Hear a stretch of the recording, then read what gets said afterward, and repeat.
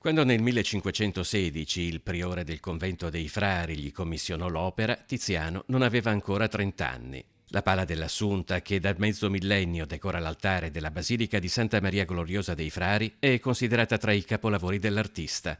Ai 4 anni di restauro, che oggi l'hanno quasi interamente riportata al suo originale splendore, hanno contribuito decine di professionisti, lavorando non solo sui 28 metri quadri dipinti su 20 assi di legno di pioppo bianco che lo rendono uno dei dipinti su tavola più estesi del mondo, ma anche sulla cornice lapidea che lo circonda. Il colore è quello originale sostanzialmente, che in parte era stato offuscato dal tempo, ma anche dagli interventi di restauro del passato che hanno immesso delle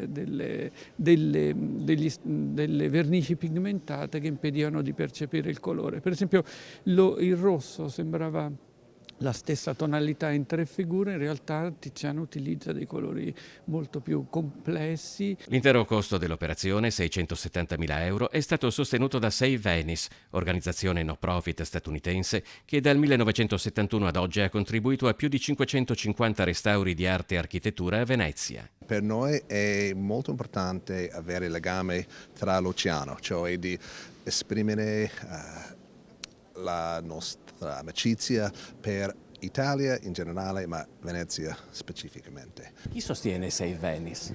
Sono donatori americani perché noi abbiamo la sede a New York dove c'è la raccolta di fondi e in questo caso il restauro è stato finanziato, sponsorizzato dalla signora Beatrice Santo Domingo e la Jasmine Charity Trust. Durante i lavori di restauro non sono mancate le sorprese.